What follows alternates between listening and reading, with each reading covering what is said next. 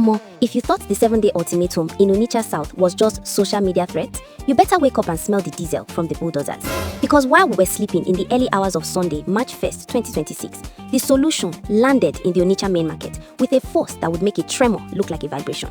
Tension? That's an understatement. We are talking about a full-blown clash of the titans between the Anambra state government and the traders of West Africa's largest commercial hub. It was like a movie scene. At 1 a.m., when even the birds were sleeping, security operatives, military, civil defense, and their Gunen chamber boys barricaded all roads leading to the market. Then came the sound every trader dreads, the roaring of heavy-duty bulldozers.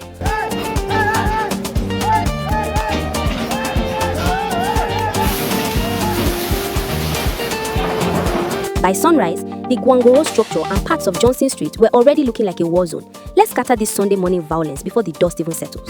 You might be asking, why did they start at 1 a.m.? Well, the government says it's for safety and traffic control. But the traders, they say it's a hatchet job. By the time many traders heard the news and rushed to the market at 2 a.m., they were met with a wall of uniforms. I heard the story of one trader, Mr. Okeke Akasim, who had to settle a security man with 500 naira just to get close to his shop. By the time he reached there, Omo, the shop was gone. Everything, his goods, his hard-earned money, his life in that market was under a pile of blocks. He reportedly collapsed on the spot. This is the painful side of progress that Governor Soludo warned about in February. He said the market had become an eyesore and a functional disaster. To him, the demolition is a surgery needed to save the patient. But to the patient, that is the traders, the surgery is happening without anesthesia. Now, here is where the legal violence enters. Just 2 days before the demolition, on Friday, February 27, a High Court judge, Justice Joseph Nweze, issued an order. He told the governor and the state government to maintain status quo. In plain English, the judge said, stop everything.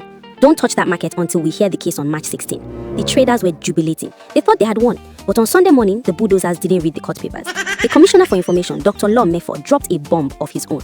He said the state government is not aware of any court injunction. He even pulled a technical move, saying the demolition is being done by the Onitsha North local government, not the state government. Sure. So the state government doesn't know what the local government is doing with 500 security men and massive bulldozers. Nigerian politics, I halo. It's like your right hand saying it doesn't know why your left hand is slapping someone.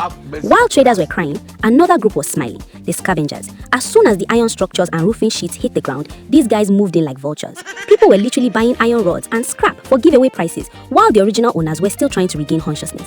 There are even reports that some security operatives were the ones negotiating the sale of iron from demolished shops. Omo, this country, one man's sorrow is another man's iron and steel business.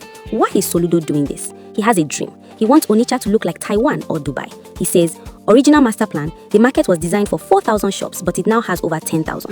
Drainage, people build shops on top of the gutters, which is why Upper Iweka turns into a river every time it rains. Modernization, he wants trade and shop activities to be seamless. But the traders are asking, where do we go while you are building this Taiwan? How do we feed our families tomorrow? The Onitsha Chamber of Commerce, Onitsha, had pleaded for a phased approach, but it seems the solution is an all-at-once kind of guy.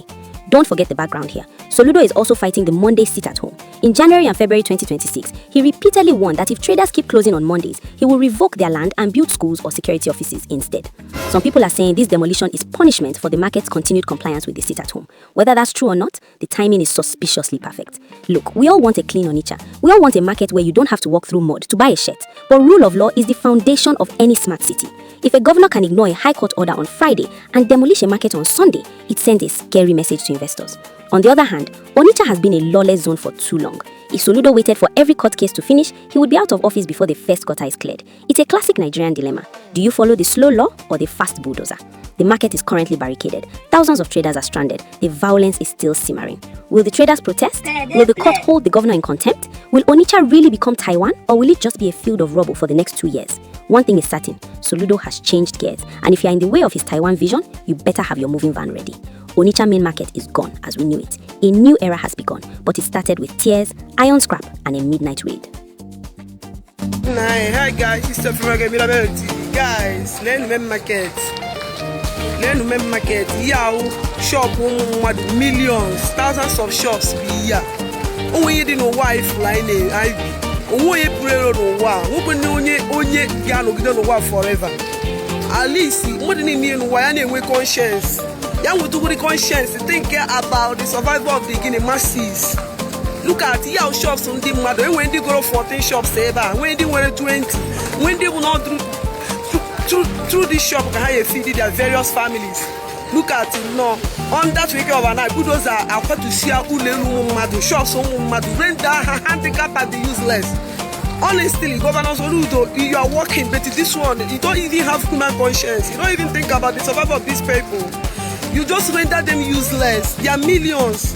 And when they go retirement, you through shop, the shop rent, and when the salary person they have on, how are they going to survive? Can they one day when now shop how do you think they are going to survive? Our governor, honestly, maybe a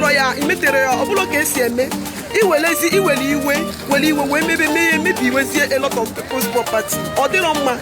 It's unfortunate. Yeah, they don't mind. Honestly, or they don't mind. Guys, although it didn't affect me, but people not quite here. All family matter quite here. Look at the shop mother bulldozer. Where armored car back here benine. You get a chair you sit at home. Now comes to here. Although again, if you command to shops on them at 2,000 shops, mother, every day useless. Governor Soludo, Nkimi, Meteroya at all. Mother are bleeding. Masses are crying.